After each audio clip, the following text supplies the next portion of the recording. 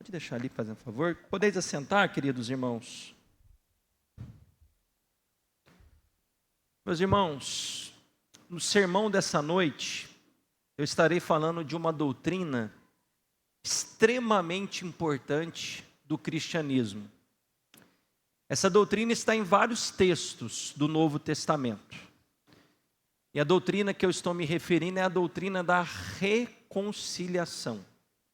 Infelizmente, por mais que seja uma doutrina extremamente relevante, é uma doutrina que no século 21, ela é poucas vezes pregada. Mas nós, como igreja, nós precisamos crer em toda a Bíblia e precisamos pregar toda a Escritura. Então, nessa noite nós vamos pregar sobre a doutrina da reconciliação. Sem dúvida alguma, irmãos, a maior necessidade que os pecadores têm é de se reconciliar com Deus. E o sermão de hoje, irmãos, não vai ser como a gente tem um costume aqui na nossa igreja, do método expositivo. Eu não vou me deter em um texto apenas, porque eu quero passear com vocês em alguns versículos que falam dessa doutrina. Então vai ser um sermão temático, não vai ser um sermão expositivo. E eu vou dividir esse sermão em duas partes. A primeira, eu vou falar da reconciliação entre Deus e o homem.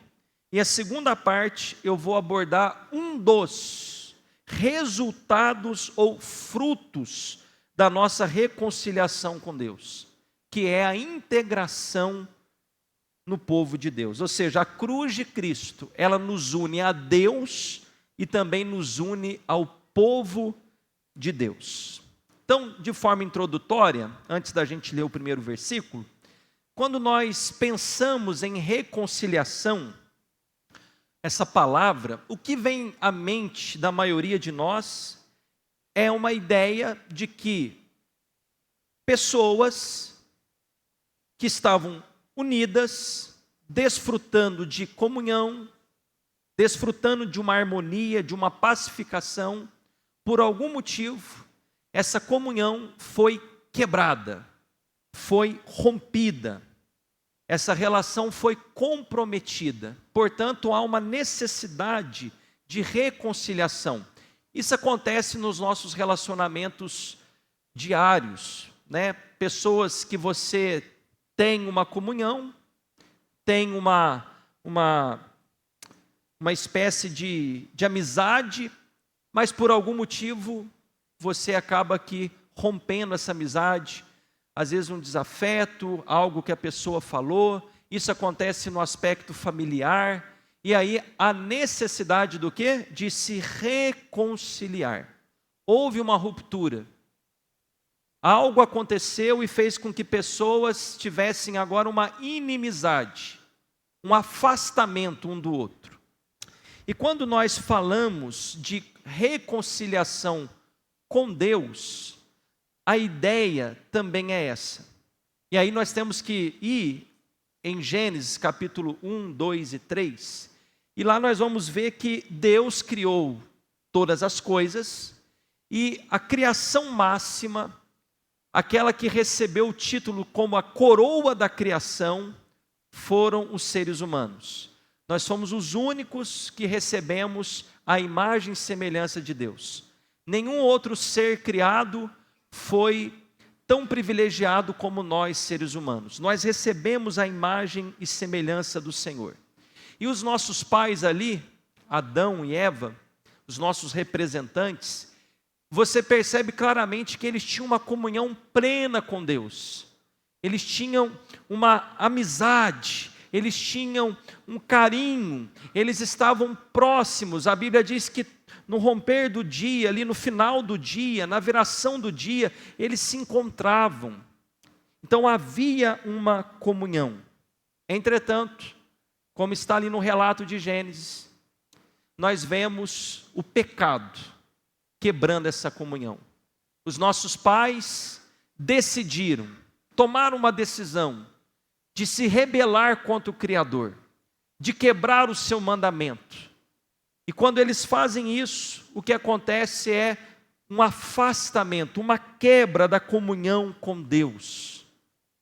Ou seja, agora Deus se afastou de nós, porque Deus não tem comunhão com o pecado.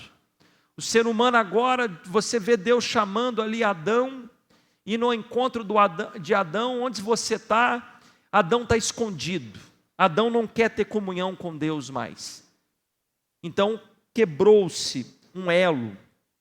E essa rebelião, irmãos, de nossos pais lá no Éden, lançou toda a raça humana, todos nós, numa inimizade contra Deus. O resultado dos nossos pecados lá no Éden é que agora nós temos conflitos com Deus, nós nos tornamos inimigos de Deus. Você vai ler isso daqui a pouco, lá em Romanos capítulo 5, verso 10, que é o primeiro versículo que nós vamos ler. Nós nos tornamos inimigos do Criador, mas o resultado desse pecado não afetou apenas a nossa relação com Deus, afetou a nossa relação humana. A partir do pecado, as nossas relações passaram a ser relações conflituosas, relações difíceis, cheias de problemas. Nós agora magoamos uns aos outros, nós decepcionamos uns aos outros, nós traímos uns aos outros, nós falamos mal uns dos outros. E aí você vê o primeiro assassinato nas Escrituras, Abel sendo assassinado por Caim, irmãos de sangue. E o motivo? Inveja, ciúmes. Então, o pecado trouxe uma grande tragédia na história da raça humana. Nos afastou de Deus e nos afastou um dos outros. Olha que tragédia. Por isso que o pecado é visto como a maior tragédia da história da humanidade, porque ela nos priva do maior bem que nós podemos ter, que é a nossa comunhão com Deus. Romanos capítulo 5, verso 10, olha o que o texto diz: porque se nós, sendo inimigos, perceba como Paulo nos descreve, porque sendo nós inimigos, fomos reconciliados com Deus pela morte do seu Filho. Esse é um dos textos, irmãos, que a Bíblia vai nos ensinar que o homem está em guerra contra o Criador, está em guerra contra Deus. E a razão dessa guerra é o pecado. O pecado, irmãos, é uma ofensa terrível ao Criador. O pecado é uma declaração de guerra contra Deus. O pecado causa uma inimizade entre Deus e o homem. O pecado, ele faz separação entre o homem e Deus. Isaías capítulo 59, verso 2 diz assim: mas as vossas iniquidades fazem separação entre vós e o vosso Deus. Ou seja, os nossos pecados, iniquidades aqui é pecado, os nossos pecados nos separam de Deus, nos afastam de Deus. E os nossos pecados nos afastam de Deus agora, no presente e também na eternidade. Se nós não recebermos perdão, se nós não recebermos reconciliação, o pecado vai nos afastar de Deus eternamente. Então o pecado é o maior mal, porque ele nos priva do maior bem, como eu disse, que é a nossa comunhão com Deus.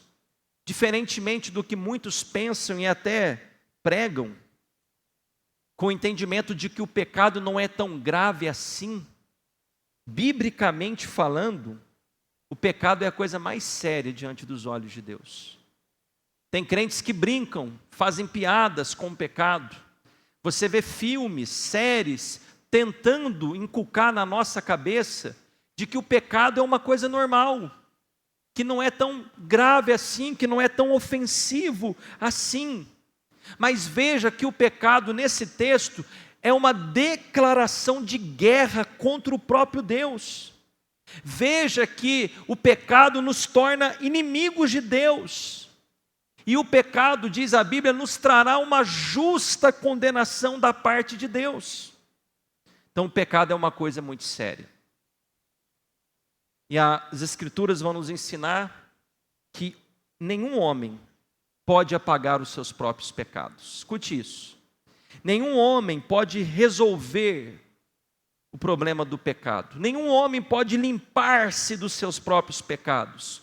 Nenhum homem pode perdoar os seus próprios pecados. Nenhuma religião tem poder para perdoar pecados, nenhuma igreja tem poder para perdoar pecados, nenhum líder religioso tem poder para perdoar pecados, nenhum rito é poderoso para resolver o problema do pecado. Isso é muito claro nas Escrituras. O cenário do homem, o cenário da raça humana é deplorável e extremamente assustador. É só ler a Bíblia. A criação está em litígio contra o Criador. E é por isso que eu disse que a maior necessidade do homem, do pecador, é de se reconciliar com Deus.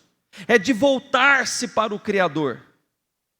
Mas para resolver esse problema do pecado, para que haja essa reconciliação, Deus precisa exercer a sua justiça. Ou seja, Deus precisa punir o pecado. Deus precisa satisfazer a sua justiça. Deus precisa cumprir a sua lei. Então, um homem que ofendeu e se rebelou contra o Criador, por si só ele não tem condições de resolver isso. Então, a Bíblia afirma, irmãos, que após a queda do pecado, os homens não desejam ter comunhão com Deus. Eles não querem esse perdão, eles não almejam essa comunhão. O pecado nos afetou de tal maneira que a Bíblia diz que não há quem busque a Deus. E quando você vê pessoas religiosas buscando a Deus, elas não estão buscando a Deus pelo que Deus é. Elas estão atrás de um ser divino que possam lhe ajudar, que possam lhe conceder bênçãos, livramentos, milagres, curas. Eu estou falando de qualquer tipo de religião. É uma tentativa de aliviar a sua consciência pesada. Mas as pessoas não estão ali buscando a Deus pelo que Deus é. A sua pessoa, o seu caráter, os seus atributos. Não. Elas estão interessadas em si mesmas. O interesse delas é pessoal. Elas não estão interessadas na glória de Deus. Elas não estão interessadas em honrar o Criador. Elas estão ali famintas por coisas pessoais. Então, a Bíblia vai nos afirmar que a natureza humana, agora, que é escrava do pecado, ela não deseja Deus. Então, ela não tem condições nenhuma de resolver esse problema do pecado. Como o homem, então, pode se reconciliar com Deus? Não há esperança para nós? Como resolver essa guerra entre os homens, a criação e o Criador? Bom, se dependesse de nós, isso jamais seria resolvido. Se dependesse de nós, dos nossos méritos, da nossa pureza, não teria salvação a ninguém. Se dependesse unicamente dos nossos esforços, das nossas obras, isso jamais aconteceria. E quando você vê duas pessoas em litígio, normalmente o que a gente espera? Que o ofensor, aquele que errou, aquele que pisou no tomate, aquele que quebrou a comunhão, aquele que foi infiel nessa aliança, nessa amizade, ele, o ofensor, tome a iniciativa de tentar restaurar a relação, de tentar se relacionar. Não é assim? E quem é ofendido fica esperando o ofensor se arrepender e ir até ele para resolver a situação. Isso acontece na esfera humana. Ou seja, a gente quer que quem ofendeu tome a iniciativa da reconciliação. Mas como eu disse, quando se trata entre Deus e os homens não querem isso. Os homens querem continuar no pecado. Os homens querem continuar fazendo aquilo que é contrário à vontade de Deus, nos seus vícios, nas suas prostituições, nos seus pensamentos impuros. Então veja, irmãos, se dependesse da nossa iniciativa, porque nós somos os ofensores, nós ofendemos a Deus com os nossos pecados, nós declaramos guerra contra Deus todos os dias, mas se dependesse de nós para tomar essa iniciativa, isso jamais aconteceria. E aqui nós entramos no cerne do Evangelho, na essência do Evangelho. Quando nós olhamos para a Escritura, o que acontece nessa reconciliação entre Deus e os homens, é que o ofendido, que é o Criador, o Deus Santo, Ele toma a iniciativa da reconciliação. Ele toma a iniciativa de restaurar pecadores para si mesmo. Não foram os pecadores que foram até o Criador, não foram a criatura indo atrás do seu Criador, não. Foi o próprio Deus que veio até nós. Ele que foi ofendido, ultrajado. Ele buscou a reconciliação com pecadores. Olha o que diz a Bíblia em 2 Coríntios capítulo 5, verso 18.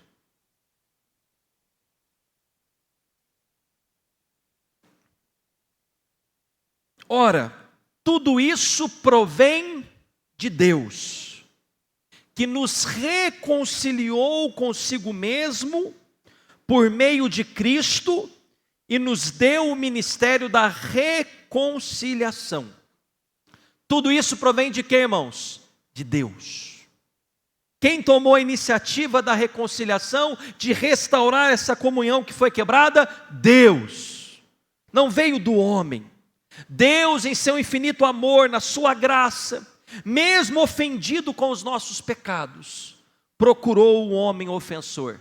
Ele foi ao encontro dos pecadores. Ele tomou a iniciativa de nos reconciliar com Ele mesmo, através do seu Filho, através da morte de Jesus. Então veja que a iniciativa de fato não é do homem, não é do culpado. Quem começa a história da reconciliação é Deus. Então o que a gente aprende? Não é você e eu que encontramos a Deus, é Deus que nos busca. Não é você e eu que passamos a amar a Deus, então Deus, vendo o nosso amor por Ele, em resposta ao nosso amor, então Ele nos ama. Não é isso, é o contrário. Deus nos amou primeiro. A iniciativa foi dele. 1 João diz isso claramente. Ele nos amou primeiro. Não que nós tenhamos amado a Deus, mas Ele nos amou primeiro. Foi Ele que tomou a iniciativa da reconciliação. É Ele que deu os primeiros passos. É Ele que fez todas as coisas. É Ele que nos procurou. Se hoje você está aqui reconciliado com Deus, tudo vem de Deus. Foi Deus que foi até você. Foi Deus que foi trabalhar no seu coração. Foi Deus que providenciou salvação a nós, através do seu Filho Jesus. E isso para nós, irmãos, é maravilhoso. Por favor, abra o seu coração para isso. Porque somos nós que ofendemos a Deus. Somos nós que pecamos contra o Criador, fomos nós que nos afastamos de Deus, é o nosso pecado que nos separa de Deus, e ainda assim, Deus veio ao nosso encontro, Ele tomou a iniciativa da reconciliação, Ele restaurou nossa comunhão com Ele.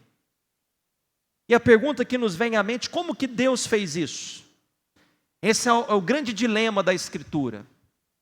Como que Deus, sendo um ser extremamente santo, puro, a Bíblia diz que Deus é luz, e nele não há trevas alguma, como um Deus justo, verdadeiro, santo e puro, se reconcilia com pecadores. Como que Deus tem comunhão com pessoas como eu, como você, impuras, pecadoras. Como que Deus consegue ao mesmo tempo ser justo, cumprir a sua lei, exercer a sua justiça e ao mesmo tempo ter comunhão conosco, e ao mesmo tempo providenciar perdão para os nossos pecados? Tem muita gente que pensa que Deus poderia fazer da seguinte maneira: vistas grossas. Ah, você fez, mas não é tão grave assim não, tranquilo. Que isso? Ah, você fez isso, aquilo, seus pensamentos são assim, seus vícios são esses, a sua infidelidade conjugal é assim, olha, o seu desrespeito aos pais é assim, olha, a sua desonestidade no trabalho é assim, mas está tudo bem, eu amo você, então eu faço vistas grossas. Será que foi assim que Deus nos reconciliou com Ele mesmo? Obviamente que não. Se Deus fizesse isso, Deus estaria negando a sua própria natureza. Deus estaria contrariando a sua natureza, que é santa e justa. Ele é um justo juiz. Ele precisa punir o pecado. Ele precisa cumprir a lei que Ele estabeleceu. Então, a única maneira de Deus se reconciliar com pecadores é exercendo a sua justiça. Como Deus vai restaurar a comunhão com pecadores? Punindo os nossos pecados, exercendo a lei, a justiça. E o que a Bíblia diz? Que o salário do pecado é a morte. Deus disse aos nossos pais: se vocês comerem, certamente morrereis. E ali é morte física, espiritual e morte eterna. É o juízo de Deus sobre os nossos pecados. Então Deus, por amor a nós, para poupar você e a mim, Ele tem um plano. E esse plano é glorioso, excede o entendimento humano. Para que Ele consiga, ao mesmo tempo, ser justo, cumprir a sua lei, e ao mesmo tempo justificar pecadores, ou seja, salvar pecadores. Então Ele tem um plano. Ele tem um plano. E qual é esse plano? Deus vai enviar o seu Filho eterno, o seu Filho que também é divino, é Deus. A Trindade, Pai, Filho e Espírito Santo, tem um plano. O Pai planejou, o Filho executou esse plano. E o Espírito Santo agora aplica esse plano da redenção nos nossos corações. Qual é esse plano, pastor? Deus amou o mundo de tal maneira que deu o seu Filho unigênito, para que todo aquele que nele crê não pereça, mas tenha vida. Deus nos deu o seu Filho. Deus enviou o seu Filho como nosso substituto, como nosso representante. Quando Deus foi reconciliar consigo mesmo os pecadores por meio de Jesus, a primeira coisa que Ele fez foi deixar de imputar a nós os nossos pecados, as nossas dívidas, e colocá-las na conta de Jesus. Deus precisa punir os nossos pecados. O que Ele vai fazer? Vai punir os nossos pecados na pessoa de Jesus. Jesus quis isso. Ele obedeceu. Foi do prazer dele cumprir esse plano. O pecado, irmãos, na Bíblia é descrito como uma dívida. Quando você ora o Pai Nosso, você detecta isso rapidamente. No texto original é: perdoa as nossas dívidas, assim como nós perdoamos os nossos devedores. Então, quando Jesus veio a esse mundo como nosso substituto, Ele veio pagar a nossa dívida. Ele veio ser o nosso fiador. Eu acho que a figura do fiador, ela exprime bem. O fiador é aquele que se responsabiliza. Olha, eu sou fiador do fulano. Se ele não pagar o aluguel, eu pago. Quem já sofreu como fiador aqui, irmão? É duro ou não é? Quando chega lá a correspondência. Tem gente que sofreu, tem gente que perdeu. Mas o fiador é alguém que se responsabiliza. É alguém que diz, olha, eu pago a dívida dele. Jesus é o nosso fiador. Nós tínhamos uma dívida impagável, incontável, e ele veio a esse mundo para pagar a nossa dívida. Essa atitude de Deus chama-se imputação. O que é imputar? Deus imputou no seu Filho a nossa dívida. O que é imputar? Colocar na conta de. É você transferir a dívida de alguém para outra pessoa. Deus transferiu a dívida do seu povo, das suas ovelhas, para o seu próprio Filho. Jesus vai pagar então essa dívida. Quem já leu aqui os evangelhos? Levanta a mão. Nem todo mundo? Eu te aconselho a ler. Principalmente João, que eu vou dizer está em João. Na hora que Jesus termina de pagar os nossos pecados, qual foi a última frase dele? Ou a penúltima? Tetelestai. Eu preguei sobre isso uma vez. Tetelestai. Sabe qual é o significado de tetelestai? Está pago. Jesus pagou a dívida do seu povo. Jesus pagou a minha dívida, pagou a sua dívida. Então Deus não passaria por cima dos nossos pecados, como eu disse.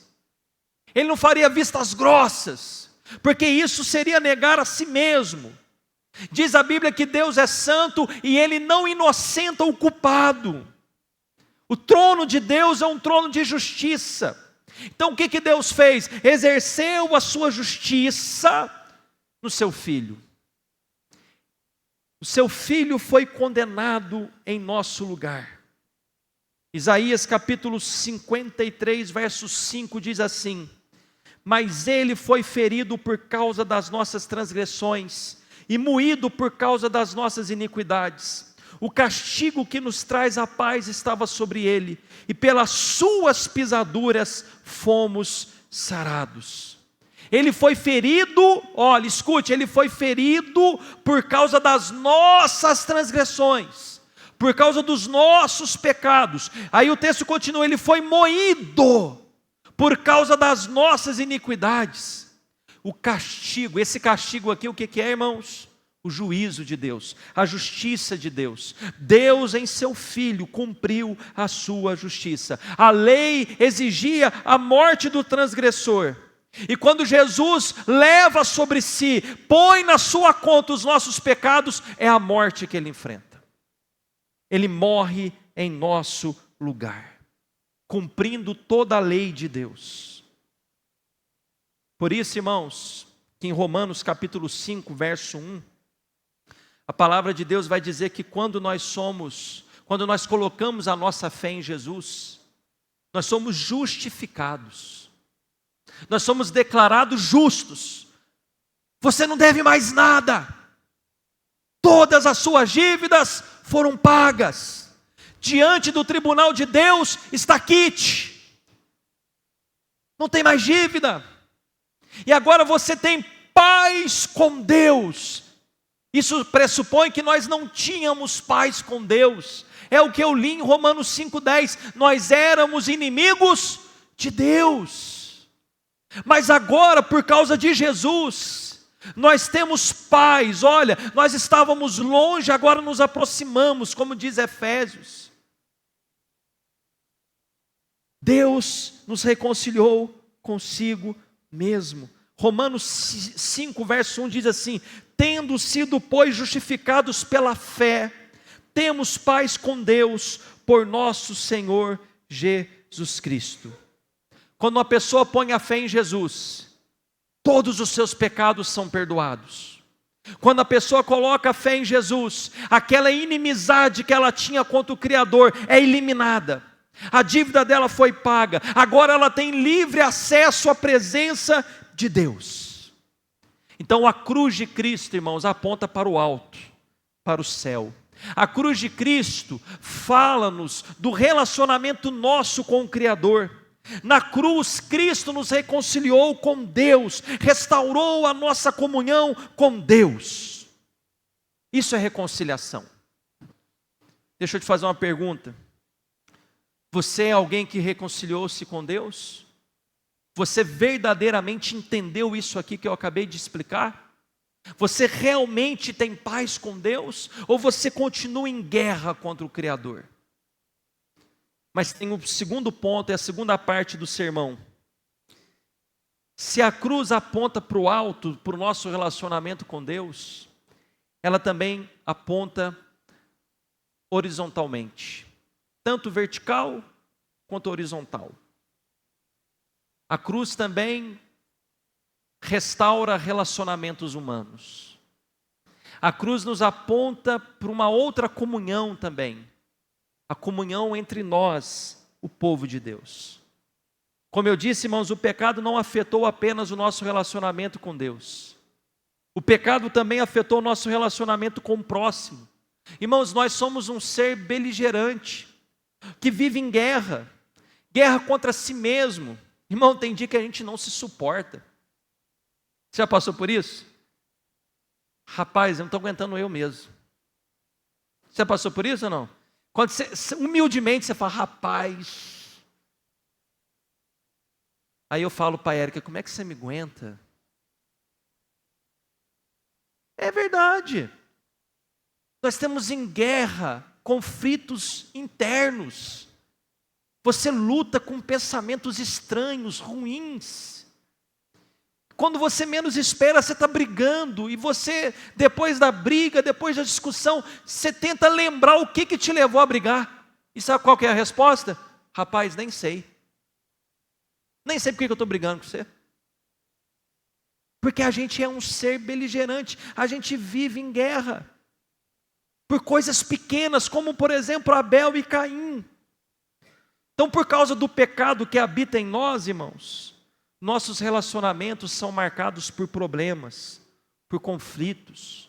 Nós magoamos uns aos outros, nós ferimos uns aos outros, nós ofendemos. Irmãos, nós prejudicamos uns aos outros. Nós até agredimos fisicamente um ao outro. Nós nos afastamos de pessoas que nós amamos. Então a cruz de Cristo veio também trazer pacificação entre os homens. Quando um pecador põe a sua fé em Jesus, escute isso, olha que notícia maravilhosa. Ele recebe paz com Deus, e ele recebe a paz de Deus, algo interno, um sentimento interno. E a paz com Deus e a paz de Deus nos leva a ter paz com os homens. A gente quer ter paz com todo mundo. Você era brigão, você achava até bonito bater nos outros, não é? Você achava que ser o mais forte era tudo que importava na vida, não levava desaforo para casa. Eu estou falando de mim mesmo, tá, irmãos? Esse era eu antes, né? Achava que era assim que resolvia as coisas. Você acha bonito, mas aí a partir do momento que Deus nos salva, sabe o que acontece? Você se sente mal de não poder passar na mesma calçada que uma outra pessoa está passando porque você teve brigas. Você não consegue mais ficar brigado com a sua família. Você não consegue mais ser como antes, porque agora a paz com Deus, a paz de Deus invade a sua alma. E você agora quer ter paz com os homens. Você quer resolver os seus conflitos. Você acha agora ridículo e feio ser alguém marcado por ser um brigão, uma pessoa brigona, uma pessoa que tudo leva para discussão. Você não quer mais isso. Você não quer gritarias. Porque você entende agora que pela cruz nós conseguimos poder para ter relacionamentos saudáveis. Eu não estou dizendo, irmãos, que o crente não vai ter problemas. A gente tem, a gente peca. Mas a gente se sente mal. a gente sente tristeza. Lá atrás, antes da nossa conversão, brigar era uma coisa comum, como eu disse, a gente até se orgulhava. Hoje não. Se a gente responde mal para alguém, a gente se sente mal. Porque a gente não quer mais trazer tristeza para ninguém, a gente não quer magoar mais ninguém, a gente não quer fazer com que as pessoas se sintam mal. A gente quer agora amar, servir as pessoas. E a cruz de Cristo é a solução para isso. Uma das bênçãos da reconciliação com Deus é que você agora pode também se reconciliar com pessoas. A cruz de Cristo é a solução. E somente pessoas que resolveram a sua relação vertical com Deus é que pode resolver os seus problemas na dimensão horizontal, com os homens. Então, quando você é reconciliado com Deus, você e eu somos impulsionados pelo Espírito Santo a queremos reconciliação com o próximo. Mas ainda dentro desse plano de comunhão com as pessoas, tem uma coisa ainda mais linda. É que na cruz de Cristo, Deus nos reconciliou com Ele mesmo. Mas todos aqueles, por favor, escute isso. Todos aqueles que Ele reconcilia com Ele, Ele concede uma bênção tão gloriosa, que Ele integra, Ele insere, Ele nos coloca como membros da sua família. Para pensar nisso. Você era um inimigo de Deus. Eu era o inimigo de Deus. Eu ofendia a Deus todos os dias com os meus pecados. E agora Deus toma a iniciativa, vai ao nosso encontro, nos salva, nos perdoa. E Ele diz, agora você vai fazer parte da minha família. Eu vou ser seu pai. E eu vou apresentar a vocês agora todos os seus irmãos. Você não está sozinho. Você não foi o único que eu salvei. Você não foi o único que eu busquei. Eu busquei muitos outros. E agora eu vou inserir você junto com eles. Deus nos dá a igreja. Deus nos faz fazer parte do seu povo. O plano de Deus, irmãos, por favor, escute isso, isso é profundo. O plano de Deus não é apenas nos livrar da condenação do pecado, não é apenas nos livrar do inferno. É isso, mas não é só isso.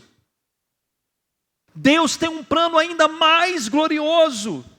Deus tem um plano de formar para si um povo, uma família para si. Então o que Ele faz? Na reconciliação, Ele forma esse povo. Olha o que diz João, o Evangelho de João, capítulo 1, verso 12. Mas a todos quantos o receberam, deu-lhes o poder de serem feitos filhos de Deus, aos que creem no seu nome.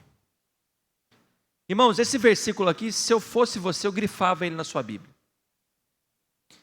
Todos fomos criados por Deus, mas nem todos são filhos de Deus. Aprenda isso, por favor. Quem é filho de Deus? Aqueles que creem no nome do Filho de Deus, Jesus Cristo. Aqueles que se rendem ao senhorinho de Jesus. Repito, todos fomos criados por Deus, o ateu e o crente, o ímpio e o justo. Mas nem todos são filhos de Deus. Quem se torna filho de Deus? Quem se torna membro da família de Deus? Quem crê em Jesus. É o que o texto diz aqui. Então veja, você se torna filho de Deus. Isso significa dizer que se você realmente foi reconciliado com Deus por meio de Cristo Jesus, significa dizer que você também foi reconciliado com todos aqueles que também foram alcançados pela graça. Ou seja, uma coisa chama a outra. A consequência de ser reconciliado com Deus é ser integrado no povo de Deus. Então a gente recebe um novo relacionamento com o Pai. Você colocou a sua fé em Jesus, a sua comunhão com o Pai é totalmente alterada. De inimigo para amigo, de inimigo para filho. Mas você tem também uma nova relação. Você ganha agora uma nova família, que é o povo de Deus, que é a igreja. Efésios capítulo 2, verso 19, olha o que o texto diz. Assim que já não sois estrangeiros, nem forasteiros. Ou seja, vocês não são estranhos, mas vocês são concidadãos dos santos e da família de Deus. Então perceba, irmãos, que nessa figura de linguagem, família de Deus, a gente vê o tipo de relacionamento que Deus, o Pai, quer ter conosco. O relacionamento que Deus quer ter com você é como de um pai para um filho. E aqui deixa eu abrir um parênteses, por favor, preste bem atenção. Pessoas que tiveram um relacionamento ruim com os seus pais de sangue, pessoas que tiveram um relacionamento desgastante com o pai, têm dificuldade de entender essa relação com Deus. Eu me lembro de um testemunho de um jovem que foi ao culto e ele não era cristão, e no hino que ele estava cantando, assim como a gente cantou hoje, ele estava lendo o hino, e o hino dizia que Deus era o nosso Pai.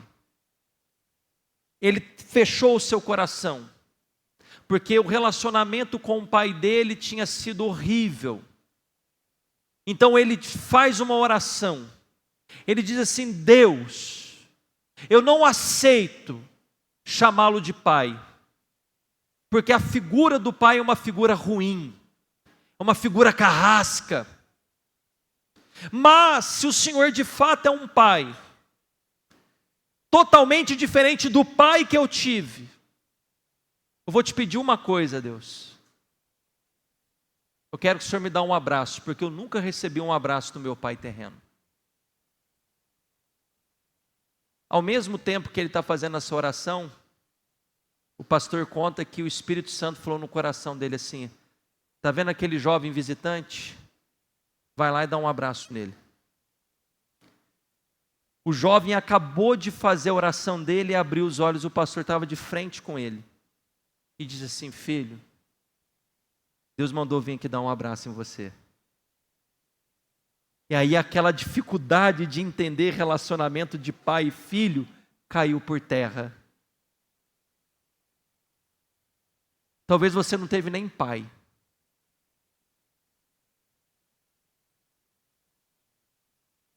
Eu te entendo. Ou talvez você teve um pai muito bom. E o seu desafio é entender que o Pai Celestial, Ele é muito melhor do que o nosso pai terreno. E você que não teve um bom pai, ou não teve nem a figura do pai, Deus é um pai presente, que te ama, que caminha com você, que cuida de você. Você nem vê, mas Ele está cuidando de você. Você às vezes não percebe, mas Ele está junto com você todos os dias, colhendo as suas lágrimas. Então veja, irmãos, o Pai nos reconciliou com Ele mesmo e nos colocou na sua família. Você tem uma família agora. Quem é essa família? A igreja, o povo de Deus. E agora você precisa olhar essa pessoa que está do seu lado e vê-lo como um irmão, uma irmã. Aliás, quando a gente chega na igreja, ou quando a gente está na rua, a gente se encontra, o que a gente faz, irmãos? Ô irmão! Ô irmã! Não é assim? Você faz isso ou não? E isso salva a gente, né, irmão? Que a gente não lembra o nome de todo mundo, né? Pastor é salvo por isso, irmão. Ô pastor Luiz Eduardo, quanto tempo! Oh meu irmão, Pai do Senhor, como é que tá? Esses dias eu fiz isso aqui no culto. Faz uns 12 anos que eu não vi o irmão. Vi ele umas 3 vezes na minha vida. Mas ele chegou com tanta alegria para me abraçar. Falou: pastor. Eu falei: meu irmão. Saudade. Mas eu estou ilustrando assim, que eu quero que você entenda que isso não pode ser da boca para fora. Você e eu verdadeiramente somos irmãos. E sabe quem é o irmão mais velho dessa família? Cristo. Ele também é chamado como irmão. Nosso irmão. E o termo irmão é o termo mais utilizado por Paulo quando ele vai falar com as igrejas. Sabe quantas vezes ele usou esse termo nas suas cartas? 60 vezes. E isso, irmãos, tem algumas implicações. Você não pode ver a igreja como um lugar, como um barracão. Eu vou lá, canto, ouço a pregação, vou embora. Não, igreja não é isso. Igreja é família. Igreja é o ajuntamento do povo de Deus. Igreja é muito mais do que 4 paredes. Igreja é ter o sentimento família, de amar uns aos outros, de orar uns pelos outros, de cuidar um dos outros, de servir uns aos outros. Isso é ser igreja. Tem muitas pessoas que fazem parte de uma igreja como a nossa, mas que não vivem como igreja. Tem pessoas que até dizem: eu amo Jesus, mas eu só não quero a igreja. Quem já ouviu essa frase, irmãos? É uma frase bíblica? Você acha que tem fundamento, irmãos, isso? O que o pastor está construindo aqui de argumentação? Que uma pessoa que é reconciliada com Deus, automaticamente ela é inserida em qual lugar? Na família de Deus. Não tem como ser filho de Deus e não querer fazer parte da sua família. Por isso que Jesus, quando foi orar o Pai Nosso, ele diz assim: Pai Nosso. Ó, coletivo, não é Pai meu. Então Deus nos deu o privilégio de fazer parte do seu povo, da sua família. E isso, irmãos, é um privilégio santo. Porque aqui você vai receber apoio. Aqui você vai, no momento da sua dor, do luto, das lágrimas, você vai ter gente chorando com você. Vai ter gente orando por você que você nem imagina. Mas você também serve. O problema da nossa geração, por favor, escute isso, é que a gente quer que todo mundo nos sirva, mas a gente não quer servir ninguém. No nosso velório de alguém que a gente ama, a gente quer que a igreja inteira vá lá abraçar a gente. Mas quando é o velório de outro irmão, de alguém da família de algum irmão, a gente não vai lá abraçar. Mas a gente cobra. A gente não faz visita para ninguém, mas quando a gente passa um momento difícil e ninguém nos visita, a gente fica bravo. A gente só quer ser servido, a gente só quer os privilégios, mas a gente não quer servir. Família, qualquer família, você é servido e amado, mas você também serve e ama. Não é um relacionamento unilateral, é bilateral, é recíproco. Eu amo você e você me ama. Eu sirvo você e você me serve. Eu choro com você e você chora comigo. Eu me alegro com você e você se alegra comigo. Você e eu ganhamos uma família. E com isso a gente chega ao final desse sermão. E eu quero dizer a vocês que existem bênçãos que Deus só nos concede na comunhão com a sua família. Existem bênçãos que Deus nos prometeu, que elas só são realizadas quando você faz parte da família de Deus, quando você está interagindo com a família de Deus. Quando você se afasta, se isola da igreja, você afasta a possibilidade de ser amado, de ser cuidado, de ser consolado, de ser repreendido. Porque um irmão que ama outro irmão, quando vê ele indo para o pecado e para o abismo, ele tem coragem de falar a verdade em amor e dizer: meu irmão, por favor, não faça isso. Você está indo para um abismo, eu amo você. Isso é errado, isso é pecaminoso. Então, quando você se isola, você se priva de ser cuidado, e ser cuidado é ser muitas vezes aconselhado, é ser repreendido. Então, irmãos, existem coisas gloriosas que Deus nos concede somente na igreja, entre o seu povo. Eu faço a conclusão em 2 rápidas aplicações. Conclusão, tudo que o pastor falou. A cruz de Cristo restaura a nossa comunhão com Deus. Olha a cruz, imagina a cruz vertical.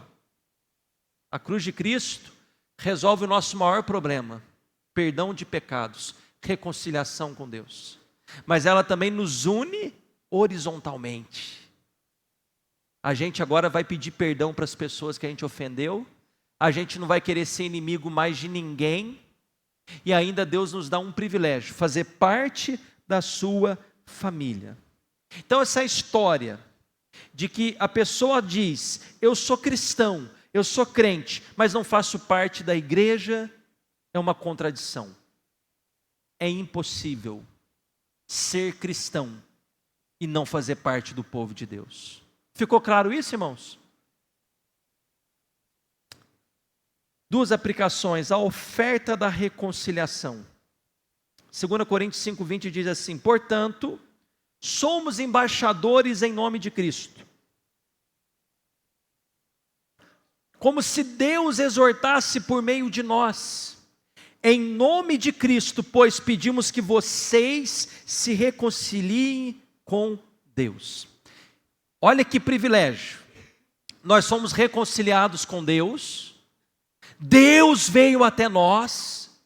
Ele nos põe na sua família e fala: agora vocês vão por todo mundo. Vocês vão ser como embaixadores. Vocês vão anunciar como se eu estivesse anunciando por vocês. Vocês serão arautos, vocês vão levar uma mensagem minha. Qual é a mensagem? Que todos os pecadores se reconciliem com Deus por meio de Jesus Cristo. Ou seja, nós que fomos reconciliados com Deus, nós recebemos o ministério da reconciliação. Nós somos agora embaixadores de Cristo, e a nossa mensagem é que os pecadores se reconciliem com Deus por meio de Jesus Cristo. Você tem esse ministério.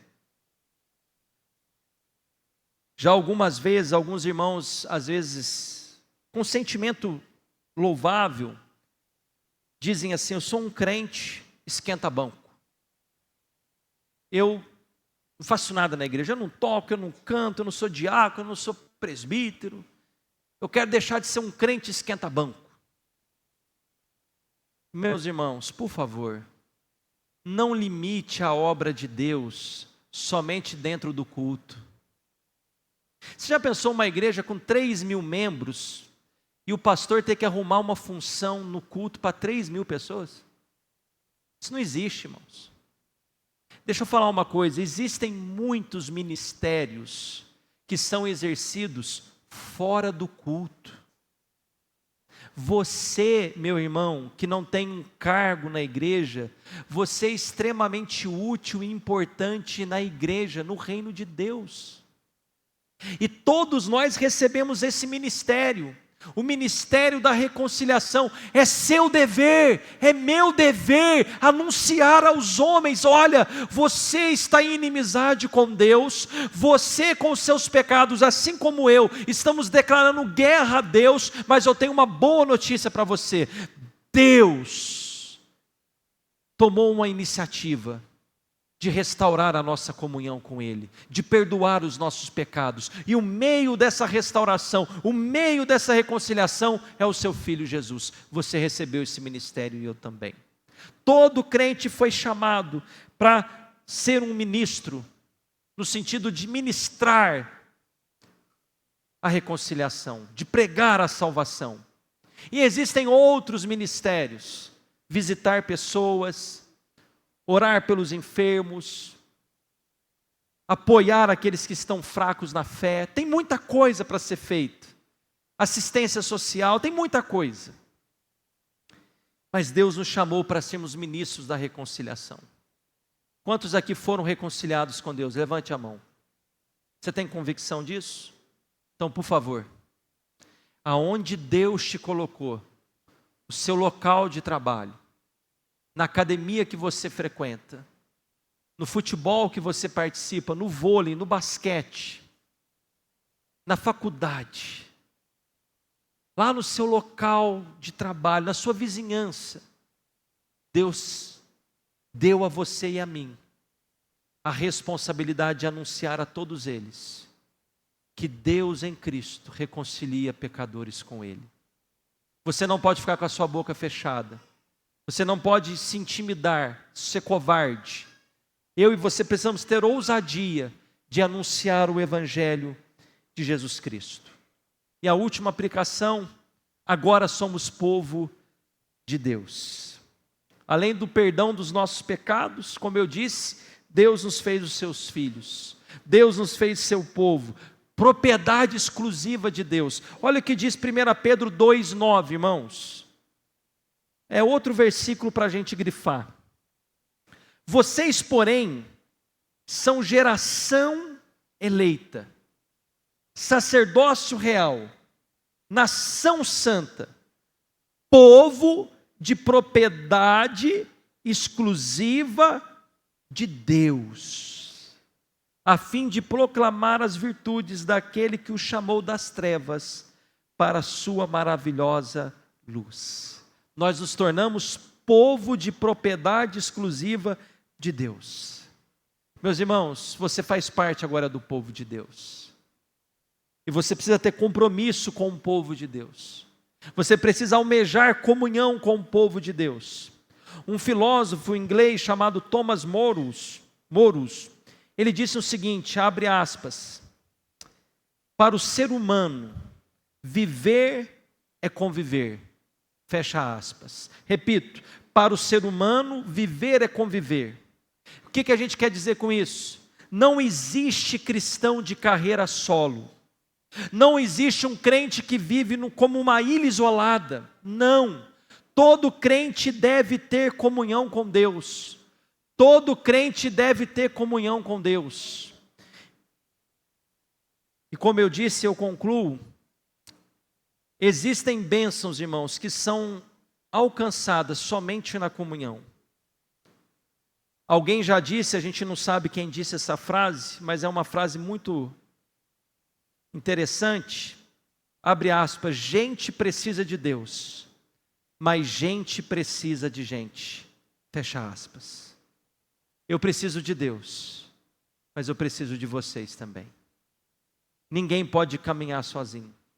E eu quero incentivar você, querido irmão, a aproximar-se de pessoas da igreja.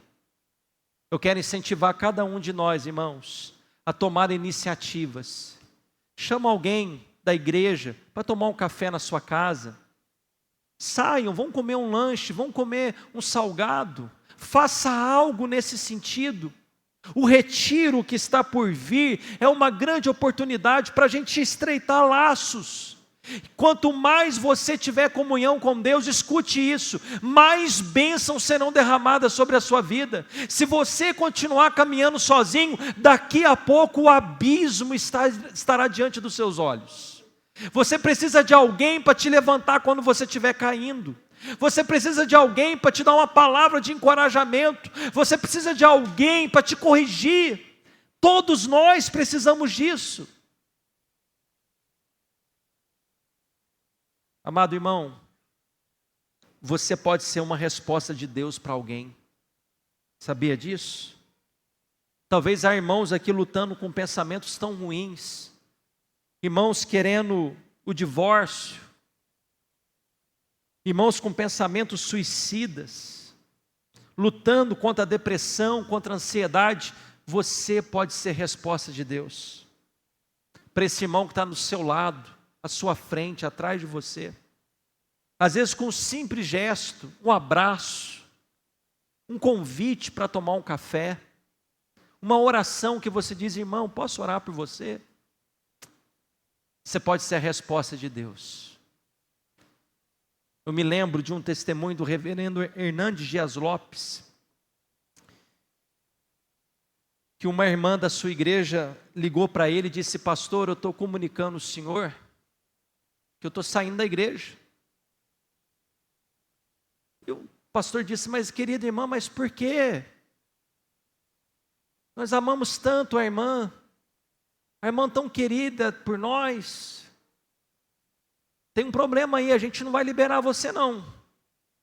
A gente não abre mão de você, irmã. Você é nossa. Nós amamos você. A irmã do outro lado da linha, uma senhora viúva, não tinha ninguém. Ela disse assim: pastor, o que eu mais queria é ouvir isso. Sabe o que é, pastor? O senhor andou viajando para pregar e eu não recebi um abraço de ninguém. O único que me abraçava era o senhor. O que para você pode ser coisa pequena, para essa pessoa que está aí perto de você, pode ser algo grande. Um abraço, boa noite, está tudo bem? Irmão, estou aqui, viu? Irmã, conta comigo.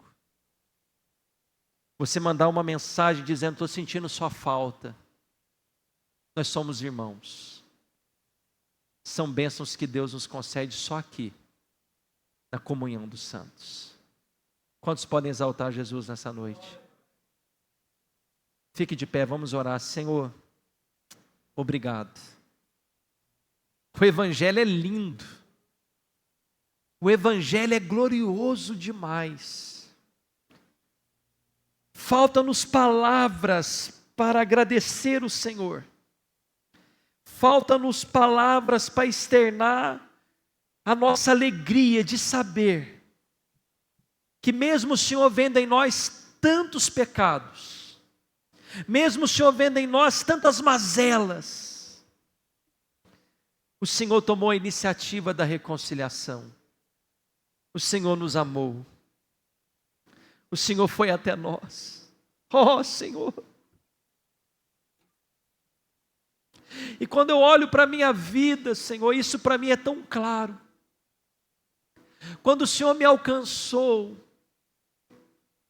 eu não lhe desejava. Eu não me interessava por Ti.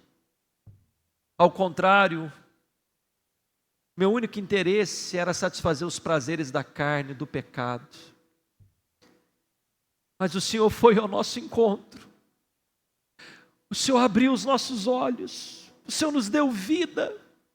O Senhor perdoou os nossos pecados pela morte do Seu Filho na cruz.